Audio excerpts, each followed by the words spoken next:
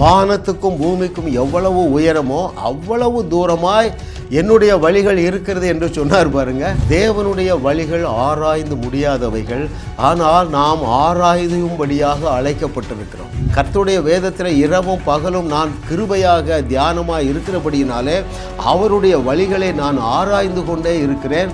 அதற்கு முடிவே இல்லை. நீங்களும் என்னோடு இணைந்திருக்கிறீர்கள். அவருடைய வழிகளை நீங்கள் கண்டுபிடிப்பீர்கள். மனித கனவு கேட்டாத உயரத்துக்கு தேவன் உங்களை கொண்டு செல்வார்.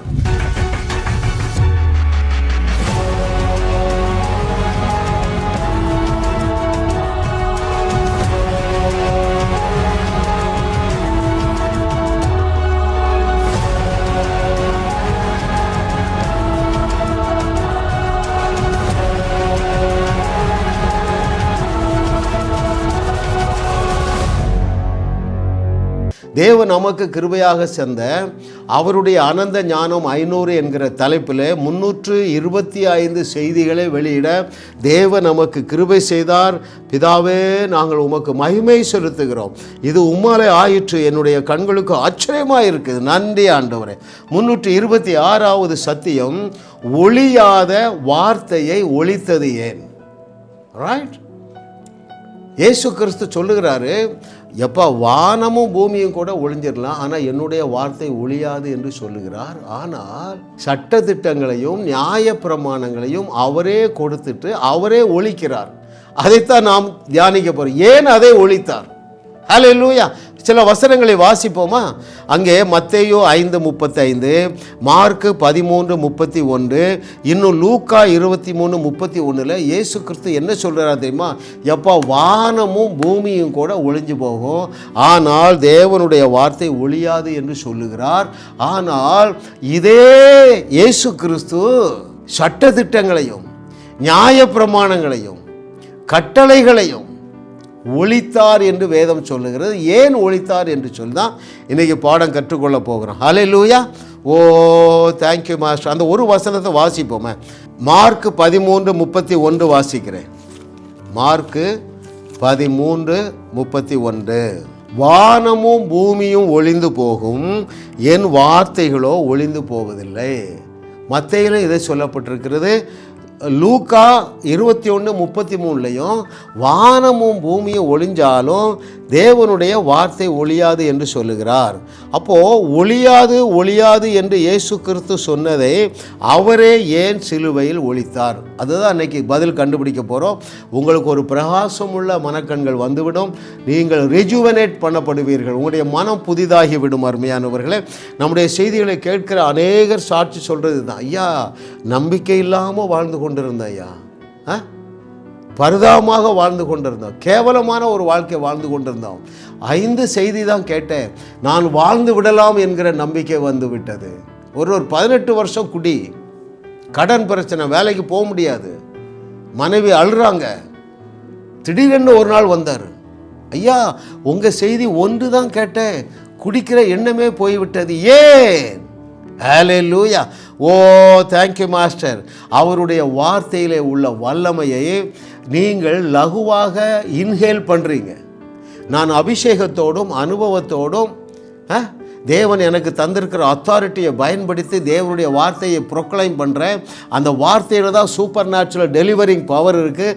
அது ஜனங்களை விடுவிக்கிறது. ஹல்லேலூயா. பாருங்கள், இன்றைக்கு கொலோசையர் 2:14 நம்ம ஆரம்பிப்போம்.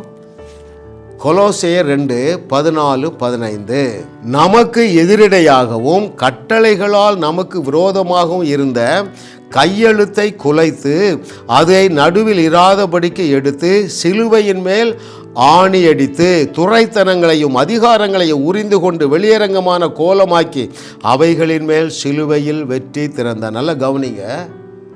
மோசே என்ன செய்யறான்? நடுவில் கொண்டு வைக்கிறான். இவர் என்ன செய்கிறாரு? அதை நடுவிலிருந்து எடுத்துடுறாரு. நமக்கு எதிரடையாகவும் கட்டளைகளால் நமக்கு விரோதமாகவும் இருந்த கையெழுத்தை குலைச்சிட்டாரு. மோசே மூலமாக கொடுக்கப்பட்ட அந்த கையெழுத்து ஆகிய நியாய பிரமாணம் கட்டளைகளை என்ன செஞ்சிட்டாரு? குலைத்து விட்டார். சிலுவையின் மேல் ஆணி அடித்து விட்டார். ஏன் தெரியுமா? நமக்கும் தேவனுக்கும் இடையில பகையை உண்டாக்கி விட்டது. நமக்கும் தேவனுக்கும் இடையில் எதிர் வேலை செய்யிட்டு இருந்தது. தேவனை அணுகாதபடி அது எதிர் வேலை செய்து கொண்டிருந்தபடியினால். ஆமென். ஹல்லேலூயா. Thank God for the revelation of Paul. பவுலுக்காக நான் தேவனுக்கு நன்றி சொல்லுகிறேன். அதே போல 21வது நூற்றாண்டின் பவுலாகிய ஆண்ட்ரூ உமக்காக நன்றி சொல்லுகிறேன். இரவும் பவுலும் அவர் வேதத்தை தியானித்து ஏராளமான புஸ்தகங்களை எழுதிட்டார். 40 தேசங்களில் வேதாகம கல்லூரி நடந்து கொண்டு இருக்கிறது. நீங்கள் உங்கள் தேசத்தில் கேரிஸ் பைபிள் காலேஜ் இருந்தால் கண்டிப்பாக சேருங்க. இந்தியாவிலே 4 மொழிகளிலே நடந்து கொண்டு இருக்கிறது. சென்னையில் தமிழில், ஹைதராபாத்தில் சென்னையில் தமிழ் இங்கிலீஷு, ஹைதராபாத்தில் தெலுங்கு இங்கிலீஷ், டெல்லியில் பாம்பேயில் ஹிந்தி. கற்றுக்கொள்ளுங்கள் அருமையானவர்களே, உங்கள் கண்கள் திறந்து விடும் என்பதற்கு நான் சாட்சியாக நிற்கிறேன். ஹல்லேலூயா. ஆமென், ஆமென், ஆமென், ஆமென், ஆமென். பாருங்கள், இதில் ஒரு முக்கியமான ட்ரூத் பாருங்கள். மோசே மூலமாக கொடுக்கப்பட்ட அந்த நியாயப்பிரமாணங்கள், கட்டளைகள் நமக்கும் தேவனுக்கும் இடையில் எதிர் வேலை செய்து கொண்டிருந்தது. தேவனண்டை தைரியமாக கிட்டி சேர முடியவில்லை. நம்மளை பயமுறுத்துது, நம்மை குற்றப்படுத்துகிறது. ரைட்? தேவன் அவருடைய அனந்த ஞானத்தின்படி அவருக்கும் நமக்கும் இடையில எது வந்தாலும் இருக்க விட மாட்டார். ஏன்? உங்க மேல உசிரையே வச்சிருக்காரு. உங்க மேல கொள்ள ஆசைங்க உங்களுக்கு. அதான் முக்கியம். சரியான வார்த்தை அருமையானவர். இன்னும் சில வசனங்களை நான் வாசித்து தியானிக்க போகிறோம். இதில் என்னவென்றால், நிஜம் என்னவென்றால், அந்த நியாயப்பிரமாண கட்டளைகள் கேட்ட முழு கிரயத்தையும் சிலுவை செலுத்தி விட்டது. இது நிமித்தமாக அதை நிறைவேற்றி அகற்றினார். இன்னும் தொடர்ந்து நம்ம பார்க்கும் பொழுது இதை நீங்கள் அறிந்து கொள்ளுவீர்கள் அருமையானவர்களே. ஆமென். ஐயா, எல்லாவற்றிற்கும் காரணம் அவருடைய அன்புங்க, அவருடைய அன்பு. இன்னும் ஒரு வசனம் வாசிக்க வேண்டும். எபேசியர் 2:14, 15, 16. The book of Ephesians chapter 2 verses 14, 15, 16. Very, very important one. எப்படி எனில், அவரே நம்முடைய சமாதான காரணராகி இருதிறத்தாரை ஒன்றாக்கி பகையாக நின்ற பிரிவினையாகிய நடுச்சுவரை தகர்த்து. நடுச்சுவராக நின்றுட்டு இருந்தது எது? சட்டதிட்டங்கள், நியாயப்பிரமாணம். தகர்த்துட்டாரு. 15 சட்டதிட்டங்களாகிய நியாயப்பிரமாணத்தை தம்முடைய மாம்சத்தினால ஒழித்து, 16 பகையை சிலுவையினால் கொண்டு தகர்த்தார், கொண்டார், ஒழித்தாருங்க. அல்லேலூயா. ஓ ஹல்லேலூயா. அதை குலைத்து போட்டார், ஆணி அடித்தார். ஆனால் இதற்கு நல்ல கவனிங்க. நியாயப்பிரமாணம் கட்டளைகளை மீறுகிறதுனாலே ஒரு மனிதன் பெற்றுக்கொள்ளக்கூடிய உச்சபட்ச தண்டனையாகிய மரண தண்டனையை இயேசு கிறிஸ்து ருசி பார்த்தார். நீங்களும் நானும் அந்த கஷ்டத்தை அனுபவிக்க கூடாது என்பதற்காக பாவமே அறியாத இயேசு கிறிஸ்து அருமையானவர்களே மரணத்தை ருசி பார்த்து நியாயப்பிரமாணம் கட்டளைகளை நிறைவேற்றினார். ரைட்? ஒரு வழக்கு நடக்குங்க, 25 வருஷமாக நடக்குது. நிறைய கேஸ் அப்படி நடக்குது இல்லையா? 25 வருஷமும் பேப்பர் கிரியேட் ஆகுது, ஃபைல் பெருசாகிட்டே இருக்கு. 25வது வருஷத்தில் ஒரு டிக்ளேர் பண்ணுறாங்க. என்ன டிக்ளேர் பண்ணுறாங்க? இவருக்கு இந்த நீதிமன்றம் தூக்கு தண்டனை அளிக்கிறது என்று டிக்ளேர் பண்ணி அவரை தூக்கு தண்டனை போட்ட பிறகு அந்த ஃபைலு தேவையில்லை, தூக்கி குப்பையில் போட்டுறாங்க பாருங்கள். அதே போல் எனக்கு மிகவும் பிரியமானவர்களே, அந்த தண்டனையை நீங்களும் நானும் ஏற்றுக்கொள்ள வேண்டிய தண்டனையை அவர் சிலுவையிலே ஏற்றுக்கொண்டு மரணத்தை ருசி பார்த்து அதை நிறைவேற்றினார். அதனால தான் நான் சொல்கிறேன், சிலுவை அதற்கு கிரயம் செலுத்திற்று. கிரயம் செலுத்தப்படாமல் இல்லை. இப்போ ஏன் என்று சொல்லி நம்ம தியானிப்போம். சரிங்களா? முதலாவது, ஏன் அவர் அவ்வளவு அகானி, அவ்வளவு கேவலமான, அவ்வளவு வேதனை நிறைந்த, அவ்வளவு நிந்தை நிறைந்த மரணத்தை ஏன் ருசி பார்த்தா தெரியுமா? எப்போ உங்கள் மேலே கொள்ள ஆசை, கொள்ள அன்பு அவருக்குங்க. உங்களை சிருஷ்டித்த உங்கள் தகப்பனாகிய தேவனுக்கு உங்கள் மேலே அளவு கடந்த அன்பு இருந்ததுனால, அந்த அன்பை ஊற்றினதுனால, அந்த அன்புக்கு இடையூறாக இருந்த எதுவாக இருந்தாலும் சரி அதை அகற்றி போடுவதற்கு தன்னுடைய குமாரனையே பலியாக செலுத்தினார். ஹல்லேலூயா. அந்த அன்பு நிபந்தனையே இல்லாத அன்புங்க. தடைகளை தகர்த்து போட காரணம், தன்னுடைய குமாரனையே பலி செலுத்த காரணம். இதை கேட்டுக்கொண்டிருக்கிற தெய்வ மகனே, தெய்வ மகளே, பிதாவாகிய தேவன், உன்னை சிருஷ்டித்த உன்னுடைய பிதாவாகிய தேவன் உன் மீது அவ்வளவு அன்பு வைத்திருக்கிறார். ஆமென். ஹல்லேலூயா. thank you Lord for your goodness. ஆமென். பாருங்க, தேவன் தன்னுடைய சகல பிரஸ்தாபத்தை காட்டிலும் தன்னுடைய வார்த்தையை என்ன படுத்தியிருக்கிறார்? மகிமைப்படுத்தி இருக்கு. அதெல்லாம் ட்ரூ. ஆனால் அதை விட மேலானது அவருடைய அன்பு. அவருடைய அன்பு எல்லாருக்கும் நிபந்தனை இல்லாமல் அவைலபிளாக இருக்க வேண்டும் என்பதற்காக தடையாக இருந்த, பகையை உண்டாக்கி கொண்டிருந்த அந்த நடுச்சுவராகிய நியாயப்பிரமாணம் கட்டளைகளை தகர்த்து கொண்டு ஒழித்தார். அது அவருடைய அன்பு. ஹல்லேலூயா, ஹல்லேலூயா, ஹல்லேலூயா, ஹல்லேலூயா. இரண்டாவது அருமையானவர்களே, ஏன் அதை தகர்த்து கொண்டொழித்தார் என்றால், அந்த சட்டத்திட்டம் மனிதனை காப்பாற்றாது. It won't save you. அது என்ன செய்யும்? குற்றவாளி என்று நிரூபிக்கும். அதுக்கு தான் உதவும். நீ தோற்று போனவன் என்று தீர்ப்பளிக்கும். ஆமென். சட்டம் குற்றவாளி என்று சொல்லுகிறது, பாவி என்று சொல்லுகிறது. சிலுவை கிருபையை கொடுத்து உங்களை தகுதிப்படுத்திற்று. ஆமென். எத்தனை பேர் புரியுதுங்க? சட்டம் என்ன சொல்லுகிறது? ஒரு பெண்ணை இச்சையோடு பார்த்தால் பாவம், வேசித்தனம் பண்ணியாயிற்று. வேசித்தனம் பண்ணினால் கல்லறிந்து கொள்ள வேண்டும் அல்லது கண்ணை பிடுங்கணும். அப்படிதான் நியாய தீர்ப்பு. ஆனால் வந்தாரு பாருங்க கிருபை, unconditional love. All the conditions were fulfilled by his death on the Calvary cross 2000 years back. Dearly beloved, உங்களுடைய எல்லா தண்டனைகளையும் அவர் சிலுவையில் 2000 ஆண்டுகளுக்கு முன்பதாக சிலுவையில் ஏற்றுக்கொண்டு தன்னுடைய ஜீவனையே கொடுத்தார். அப்படித்தான் அதை நிறைவேற்றினார். அது நிராகரிக்கப்படவில்லை, நிறைவேற்றப்பட்டது. அருமையானவர்களே, ஏனென்றால் சட்டத்திட்டம் ஒரு மனுஷனையும் காப்பாற்றாது. ஹல்லேலூயா. அடுத்ததாக ஏன் மோசே கொடுத்த சட்டத்திட்டங்களை கொண்டு ஒழித்தார் தெரியுமா? அந்த சட்டம் என்ன செய்யும்? இதை செய்ய அதை செய்ய என்று சொல்லி மனிதர்களை அடிமையாக்கிற்று. ஆனால் அவருடைய பிளான் என்ன? உலகத்தில் உள்ள அத்தனை பேரும் ரட்சிக்கப்பட்டு என்னுடைய மகனாக மகளாக வாழ்ந்து சுகித்திருக்க வேண்டும் என்பது உங்களை சிருஷ்டித்த தேவாதி தேவனுடைய விருப்பம். ஹல்லேலூயா. சிலுவையை செய்துவிட்டேன் என்கிறது. சட்டம் என்ன சொல்லுகிறது? நீ இதை செய்ய இதை செய்ய இதை செய்ய. இயேசு கிறிஸ்து என்ன சொல்லி அவருடைய ஜீவனை பிதாவிடத்தில் ஒப்பு கொடுத்தார்? முடிந்தது என்று சொன்னார். எது முடிஞ்சது தெரியுமா? மோசே கொடுத்த அந்த நியாயப்பிரமாணம் தான் முடிவுக்கு வந்ததுங்க. ஒரு நபருக்கு ஒரு பெரிய அற்புதம் தொலைபேசி மூலமாக நடந்தது. கண்டிப்பாக எங்கள் வீட்டுக்கு வரணும் அப்படின்னார். போனோம் பாருங்க. என்ட்ரன்ஸில் என்ன இருந்ததுன்னா அந்த 10 கட்டளையை எழுதி வச்சிருக்கிறார். பிரதர் பாருங்க, அவர் கொரோனாவில் மாட்டிட்டார். கடைசி ஸ்டேஜ், கல்லறை தோட்டத்தையே செலக்ட் பண்ணியாச்சு என்று கூப்பிடுறாரு. யாரோ சொல்லியிருக்காங்க, அண்ணன் சிஸ்டர். யார் சிஸ்டர்? அண்ணன் நாட்டு. அவர் பேரை சொல்ல விரும்பலைங்க. நான் இப்படி மாட்டிக்கிட்டேன். நான் ஒரே ஒரு வார்த்தை பேசினேன்.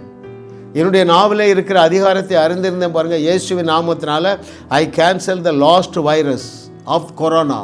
கொரோனாவுடைய கடைசி வைரஸோ அழிந்து போ என்று கட்டளை இட்டுட்டு நீங்கள் சுகமாகி விட்டீர்கள் என்று சொன்னேன். அவர் உடனே சுகமாயிட்டார். அவருக்கே டிஃபரன்ஸ் தெரியுது. அப்போ டாக்டர்கள் ஆனால் டெஸ்ட்டுக்கு அனுப்ப பண்ணுங்க. ஏன்? நேற்று தான் டெஸ்ட் பண்ணி இவரை அட்மிட் பண்ணியிருக்கு. சரிங்களா? இன்னும் 4 நாள் கழித்து தான் நாங்கள் உங்களை டெஸ்ட் பண்ணுவோம். ஆனால் அவர் எப்படியோ இன்ஃப்ளூயன்ஸ் பண்ணி அந்த டீனை பிடிச்சி டெஸ்ட் பண்ணி பார்த்தா 0% கொரோனா. கொரோனாவிலிருந்து முற்றிலுமாக விடுபட்டு விட்டார். அருமையானவர்களே, hallelujah. Oh thank you Lord for your goodness. What a loving daddy. கர்த்தரை தெய்வமாக கொண்ட நாம் பாக்கியவான்கள். அருமையானவர்களே, நீங்கள் தேவனுடைய மகனாக, தேவனுடைய மகளாக நீங்கள் திருப்தியாக வாழ்ந்து முடிக்க வேதம் என்ன சொல்லுகிறது? நீடித்த நாட்களால் உங்களை திருப்தியாக்குவேன் என்று சொன்னார் பாருங்க. ஹல்லேலூயா. தேவன் அப்படிப்பட்ட அற்புதங்களை செய்யத்தக்கதாக எப்படி பிதாவுக்கு இயேசு கிறிஸ்து மகனாக இருந்தாரோ அதே போல் நீங்களும் அவருக்கு மகனாக மகளாக வலம் வந்து பூமியிலே காணப்படுகிற அத்தனை பிரச்சனைகளுக்கு முற்றுப்புள்ளி வைக்கத்தக்கதாக உங்களை குவாலிஃபை பண்ணுவதற்கு எதிரையாய் வேலை செய்து கொண்டிருந்த நியாயப்பிரமாண கட்டளைகளை தகர்த்து கொண்டு ஒழித்தார். அருமையானவர்களே, hallelujah. What a loving daddy. கர்த்தரை தெய்வமாக கொண்ட நாம் பாக்கியவான்கள். அருமையானவர்களே, ஆமாம், அந்த வெளிச்சத்துக்குள்ளே வாங்குங்க, வெளிச்சத்துக்குள்ளே வாங்க. அப்படி என்றால் என்ன பொருள்? Thank you master. தேவன் கொடுத்த சட்ட திட்டங்களையே ஒழிச்சிட்டாருங்க. உங்கள் மேலே அவ்வளோ பிரியம் அருமையானவர்களே, உங்கள் மேலே வச்ச பிரியம், உங்கள் மேலே வச்ச அன்பு. நீங்கள் மகனாக மகளாக இப்பொழுது வாழ்ந்து கொண்டு இருக்கிறீர்கள். எதனால தெரியுமா? நியாயப்பிரமாணம் கட்டளைகள் சட்டத்திட்டங்கள் எல்லாம் ஒழிக்கப்பட்டதுனால தான் நீங்கள் தகுதி அடைந்தீர்கள்.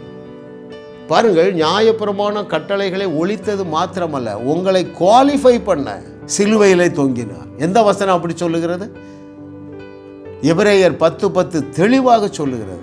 அந்த ஒரே பலியினாலே நீங்கள் பரிசுத்தவான்கள் ஆக்கப்பட்டு இருக்கிறீர்கள். எபிரேயர் 10:14 பஞ்சு பண்ணுறது அந்த ஒப்பற்ற ஒரே பலி. அதைத்தான் நம்ம தியானிக்கிறோம். அந்த பலியினாலே நீங்கள் பரிபூர்ணமாக்கப்பட்டு இருக்கிறீர்கள். உங்களை குவாலிஃபை பண்ண, எதாக குவாலிஃபை பண்ண? இயேசு கிறிஸ்து செய்தவைகளை செய்து, அதைவிட பெரிய அற்புதங்களை செய்து, அவருடைய வார்த்தையை உறுதி செய்து, தேவனுடைய ராஜ்யத்தை இந்த பூமியில் எஸ்டாப்ளிஷ் பண்ணுவதற்கு உங்களை புத்திரராக புத்திரியாக்கும்படியாக சிலுவையிலே அவர் தன்னுடைய ஜீவனை கொடுத்தார். அருமையானவர்களே, இது நிமித்தமாக நீங்களும் நானும் தகுதியாக்கப்பட்டு இருக்கிறோம். We are fully qualified. We are fully perfectly perfected. Hallelujah. What a loving daddy we have. அருமையானவர்களே, கல்விமான்களுக்கு இது தெரியாதுங்க, சயின்டிஸ்ட்டுக்கு இது தெரியாதுங்க. ஆனால் Isaac Newton was a believer. அருமையானவர்களே, எல்லா சயின்டிஸ்டும் நான் சொல்லலை, நிறைய கல்விமான்களுக்கு தெரியாது. பேதைகளாகிய உங்களுக்கும் எனக்கும் இதை வெளிப்படுத்துகிறார். ஏனென்றால் உங்களை கொண்டு உலகத்தை உலுக்குவதற்கு அவர் ஸ்கீம் வச்சுக்கா. You are a world shaker. You are a world shaker dearly beloved. உலகத்தை உலுக்குகிறவர்கள் யாரை போல? இயேசு கிறிஸ்துவை போல. யாரை போல? பவுல் அப்போஸ்தலரை போல. ஆமென். அதற்காக தான் இந்த வெளிப்பாடு நிறைந்த செய்திகளை கேட்கும்படியான வாய்ப்பையும் வாஞ்சையையும் தேவன் தன்னுடைய அனாதி தீர்மானத்தின்படி உங்களுக்கு கொடுத்து கொண்டே இருக்கிறார். நீங்கள் கேட்டுக்கொண்டே இருங்கள். கேடுகட்ட பிரசங்கத்தை கேட்டால் அந்த விசுவாசமாகிய கப்பல் மூழ்கிவிடும். 90% பேருக்கு அவருடைய விசுவாசமாகிய கப்பல் மூழ்கிற்று. கவனமாக இருந்து உங்கள் விசுவாசமாகிய கப்பலை ஸ்திரப்படுத்துகிற செய்திகளை மாத்திரம் நீங்கள் கேளுங்க. ஆமென்.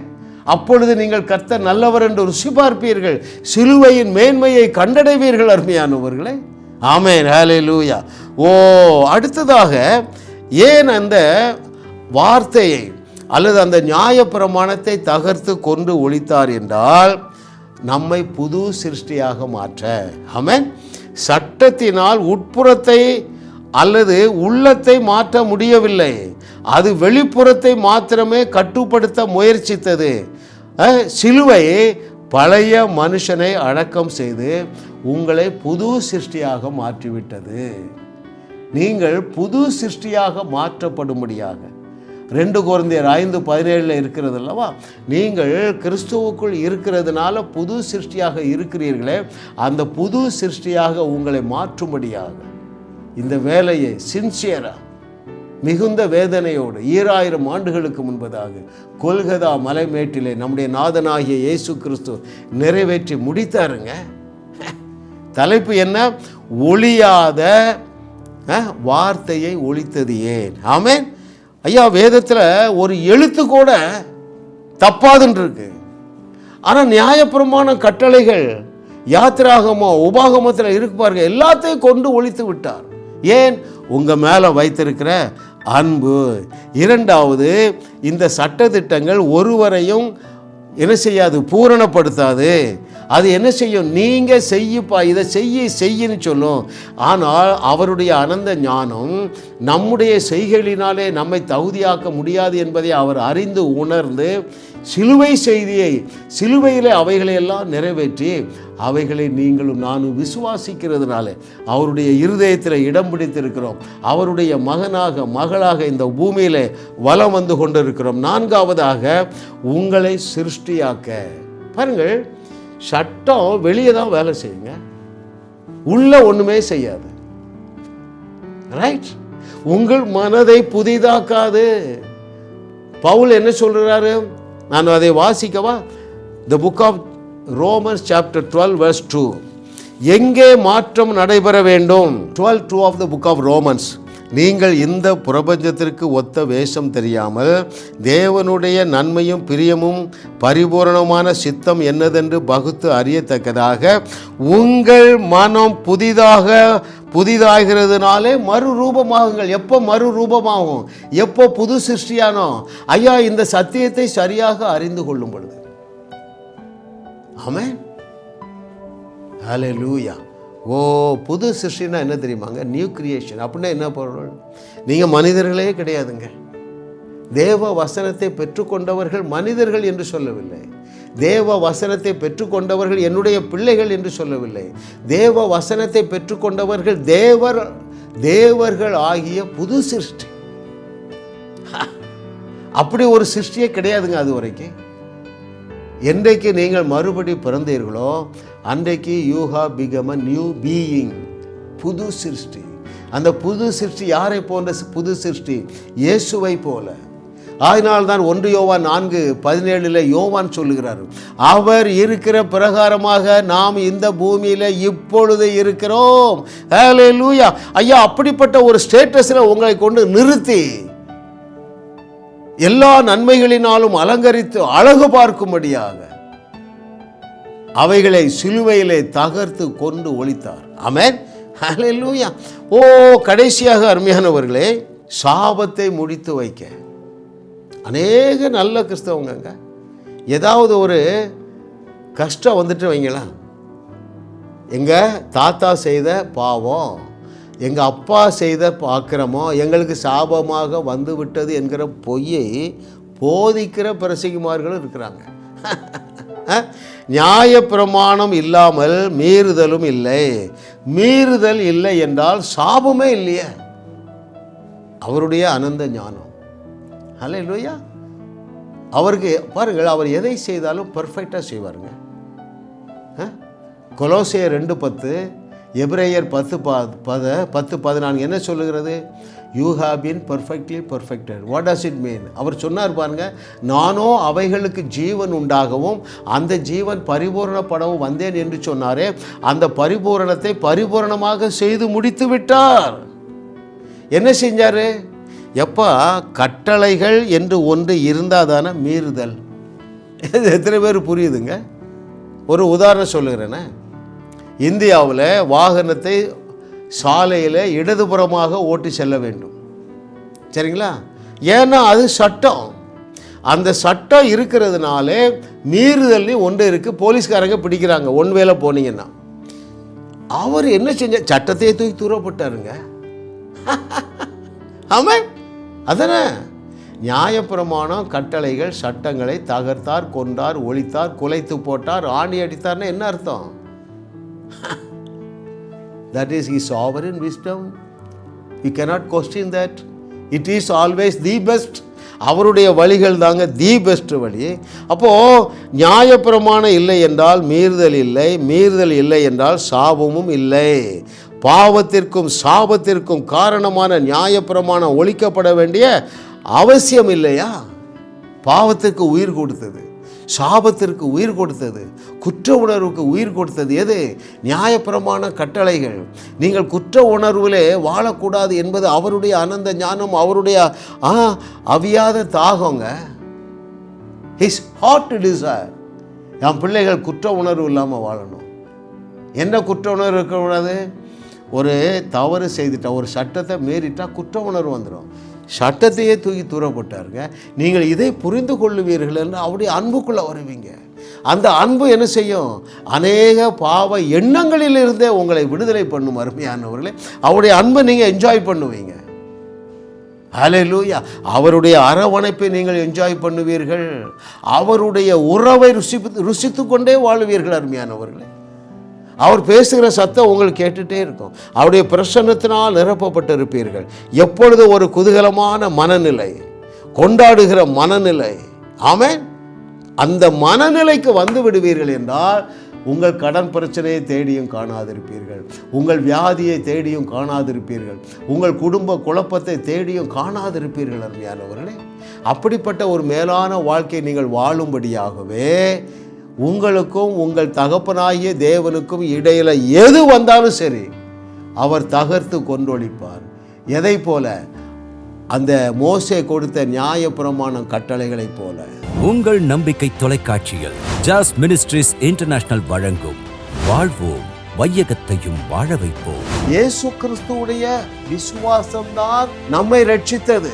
மனிதனுடைய விசுவாசம் நம்மை ரட்சிக்க முடியாது. பாவங்களில் எல்லாம் பிரதான பாவம் என்ன தெரியுமா? அவிசுவாசம் தான் பாவம். உங்களுடைய வாயிலே வாழ்வரக்கூடிய வார்த்தையை நீங்கள் இந்த நாளில் இருந்து பேசுவீர்கள், நீங்களும் வாழுவீர்கள், அநேகரை வாழ வைப்பீர்கள். Brother John A.S. சிங் அவர்கள் வழங்கும் தேவ செய்தி.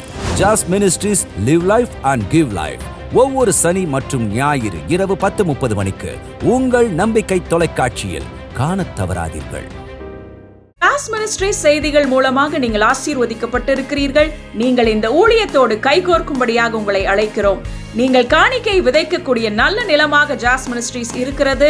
விசுவாசத்தோடு உற்சாகமாக பெருக விதையுங்கள். தேவன் உங்களை 1000 மடங்கு பெருக செய்வார். வாரந்தோறும் சென்னை முகப்பேரில் நடைபெறும் கிங்ஸ் அண்ட் குயின்ஸ் அசெம்பிளி ஞாயிறு ஆராதனைக்கு அன்புடன் அழைக்கிறோம். சத்தியத்தை சரியாக அறிந்து வெற்றி வாழ்க்கை வாழுவீர்கள். சென்னையில் உள்ள உங்கள் நண்பர்கள் உறவினர்களையும் 3 மாதங்கள் தொடர்ந்து வரும்படியாக உற்சாகப்படுத்துங்கள். முற்றிலும் ஜெயமான வாழ்க்கை வாழுவார்கள்.